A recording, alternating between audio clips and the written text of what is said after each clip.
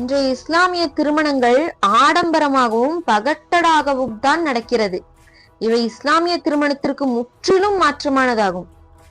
ஆடம்பரமின்றி எளிமையாக நடக்கும் திருமணமே இறையருள் நிறைந்த திருமணம் என்ற நபி ஸல்லல்லாஹு அலைஹி வஸல்லம் அவர்களின் கூற்றை முஸ்லிம்கள் ஏன் கண்டுகொள்வதே இல்லை?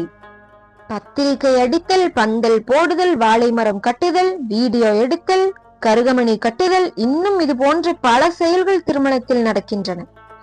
இவற்றையெல்லாம் இஸ்லாம் அனுமதிக்கிறதா? நாம் செய்யலாமா என்று யாரும் சிந்திப்பதில்லை. இவையெல்லாம் மாற்று மதத்தவர்களின் செயல்கள் அப்படிங்கிறதும் நமக்கு தெரியும். இதை பின்பற்றி நடப்பவர்கள் முஸ்லிம்களாக இருக்க முடியாது என்று கூறுகிறது ஒரு நபிமொழி.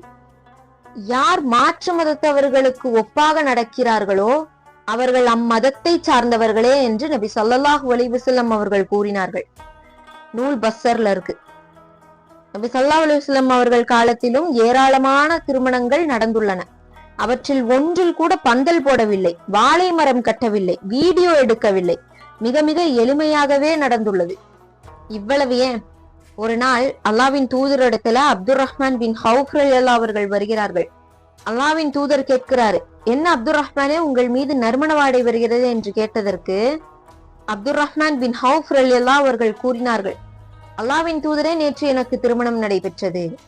அல்லாஹ்வின் தூதர் கேட்கிறாரு, எவ்வளவு மஹர் கொடுத்தீர்கள்னு.